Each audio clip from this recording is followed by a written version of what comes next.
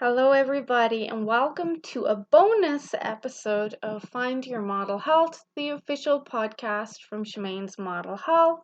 For those looking to optimize their long term health and weight goals, I'm Shemaine Linney. I am your host. I'm a biohacker and fitness and nutrition expert, and I hope you're keeping cozy on this cold December evening. Now, this is a bonus podcast. Technically, it's episode 104, but it's a bonus podcast. So, the reason it's a bonus is because I've meant to do it for the last 2 weeks, and I wanted to get it out now quickly before Christmas comes because this podcast is on acid reflux, and I'd promised it to a few clients. And acid reflux will be on the increase over the next few weeks with all the extra food and sugars and alcohol and stress. I felt it important to get this podcast out now for everyone to use as a tool, even though I hadn't scheduled it for December. I wanted to get it out now. So there will still be another podcast this week. Before we move on, I must stress that the information in these podcasts is for informational purposes only and not to be taken as medical advice. And please consult your medical practitioner before you put any of these practices into place. So, when looking at acid reflux or heartburn, we want to understand what the root cause is or could be. Now, there's a couple of different causes of acid reflux. So, one, too much acid. This is where some people just make too much acid.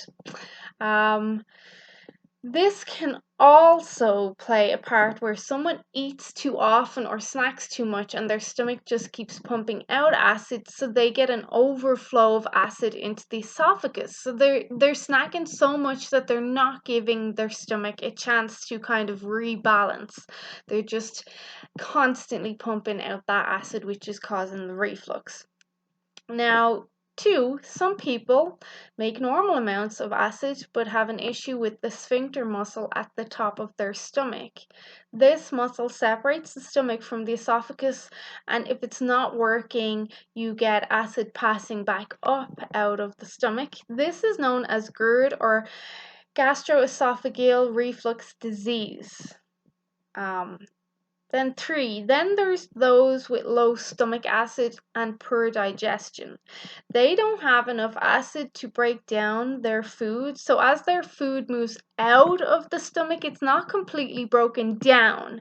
Then the stomach releases more acid late, or like an hour or so later. At this stage, the food is being fermented in the intestines and forms gas, which causes bloating and pushes acid back up into the sphincter.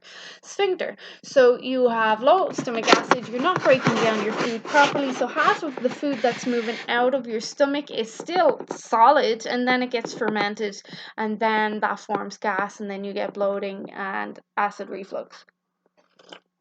Next, there's those with a H. pylori or Helicobacter pylori infection.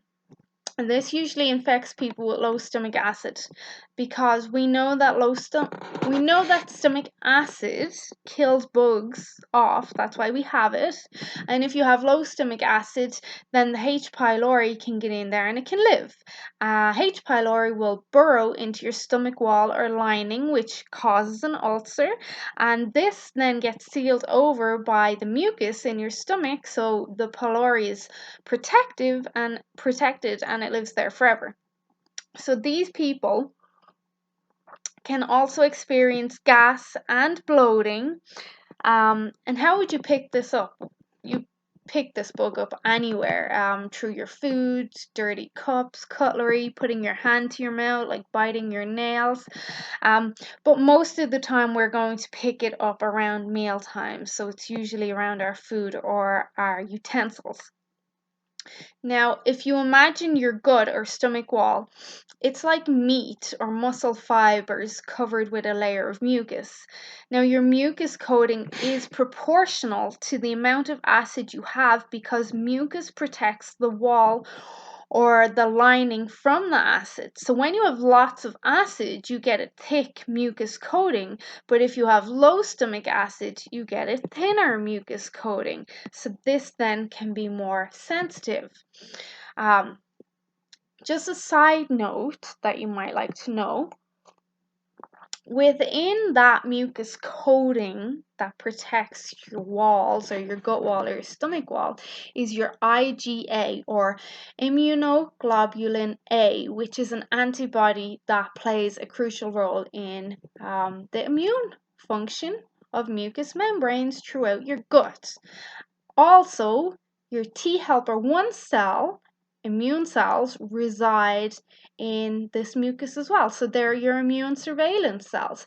So this mucus has got a lot of immune activity in there. So we want to make sure that everything's kind of flowing right in there. Okay, so acid reflux may seem like a common condition since it doesn't cause much debilitation aside from the heartburn and the nausea, and it's quite uncomfortable, but it can still lead to serious diseases if left undiagnosed or untreated.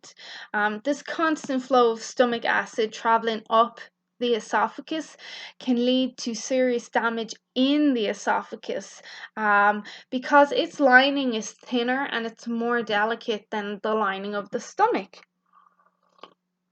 Numerous esophageal issues can arise, like throat cancer, if adjustments are not made to control the acid reflux. It may also cause patients' teeth decay due to the stomach's acidity, its ability to break down the teeth or the tooth enamel, weakening it and exposing it to other acidic compounds in our food, and then giving you a higher risk of cavities. Okay, so common causes of acid reflux are, well, we generally, and this is from my experience, see stomach acid being aggravated with sugar, carbs, processed foods, and even in some people, caffeine. Not many, but I have seen it with caffeine. It's wise to minimize these in our diet while trying to kill off either bugs, H. pylori, fix ulcers, or address any sort of acid reflux. Other causes or triggers are smoking, drinking alcohol, snacking close to bedtime, NSAIDs, so they're non-steroidal anti-inflammatory drugs, pregnancy, hernia, obesity, and gastroparesis, also known as delayed gastric or stomach emptying. In regards to the pregnancy, sometimes it can be due to the hormones, but sometimes I think it's just because there's not a lot of space in there. The baby's taking up the room, so everything's getting pushed back out. Now, what can we do to fix acid reflux?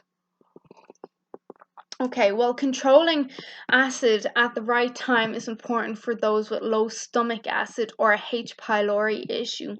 So around mealtime, it's super important to prime your stomach with good levels of a stomach acidity.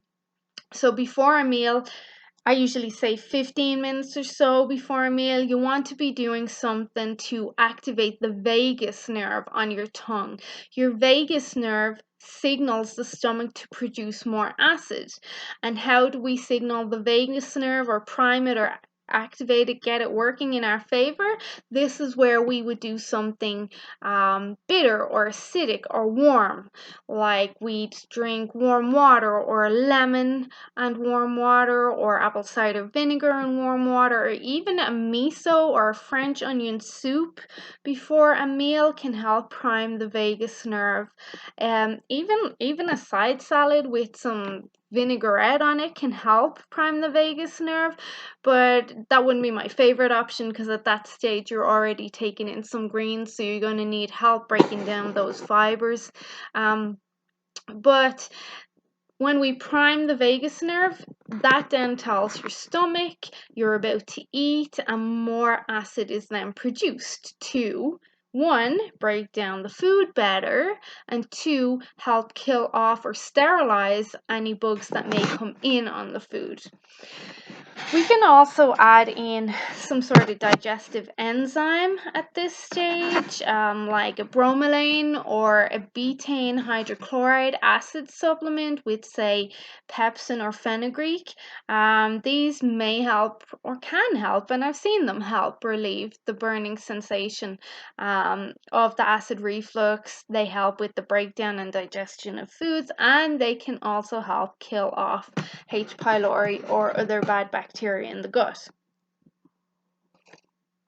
Also, apart from priming your vagus nerve and stomach before you eat, if you do have H. pylori or even any sort of bacteria dysbiosis, turmeric, ginger, cranberry, garlic, black pepper, oil of oregano, these can all be very effective at killing off those bugs. Okay, so with high stomach acid though, so what we just spoke about was more your low stomach acid and your H. pylori issues. With high stomach acid, we want to stick to 2 to 3 meals a day and avoid snacking. This gives the stomach time to empty and normalize its acid adequately. Baking soda here can help. Some baking soda and water can help neutralize stomach acid. However, it should only be taken during times of severity or emergencies, as long-term use can cause hypokalemia. This is when the blood's potassium levels are too low, or hyponatremia. This is when sodium in the blood is too low, muscle weakness, and cramps. Okay, we can also use slippery elm bark, meadowsweet tea, which is lovely, marshmallow root tea, turmeric, and licorice teas, which can support the mucous membrane and calm down the burning in the stomach and throat. Another one that I like and I recommend it to my clients and I use myself is raw almonds and pistachios, particularly the resin in their skins, can coat the stomach and soothe it. So if you find you get acid reflux when you lie down at night, having a few raw or even sprouted almonds or pistachios before bed can help. So you're looking at about 6 almonds, maybe 10 pistachios, unsalted, of course, so raw with the skin. Zinc is also important for helping with stomach health and buffering acidity. This is where raw nuts and seeds come in again, and their skins. I like pumpkin seeds and Brazil nuts for my zinc. You can get a zinc carnosine supplement. It can be hard to find and it can be expensive, but it has been shown to help with stomach health and healing the stomach. You'd be looking at 100 to 140 milligrams of zinc carnosine 3 times a day until you're seeing a real good improvement with your stomach. As I mentioned before, if you have kind of a physical issue or a mechanical issue, like with GERD and that sphincter muscle, you would want to speak to an educated doctor or medical practitioner and look at diet change and natural solutions to controlling the acid reflux. Pretty much the same as those people with high acid production, but also because it's more of a mechanical issue, you'd want support from a doctor as well. Okay, so that's kind of it. They're my go-tos for helping with acid reflux. They're the understandings of how they work, how they happen, the causes. So hopefully you'll be able to use these tools over the holidays and whenever you need them to support your body with acid reflux. If you're finding you're getting a lot of acid reflux over the holidays, I would personally recommend you pull back on your meals, 1 to 2 meals a day. Maybe add in some sort of digestive enzyme. I like betaine hydrochloric. I usually have some of that around. And then I'd recommend you have some teas as well. So meadowsweet, turmeric, a favorite of mine, and even a slippery elm bark or a marshmallow root as well around can help. And of course, your almonds and pistachios, which most people have them at this stage in their house. So you'd want to be integrating those and then revert back to this podcast again if you need a refresher. Okay, everyone, enjoy the rest of the evening and the week, and please share with anyone you feel may benefit from this information, because sharing is caring and we are trying to help and make the world a better, healthier place. Okay, bye bye.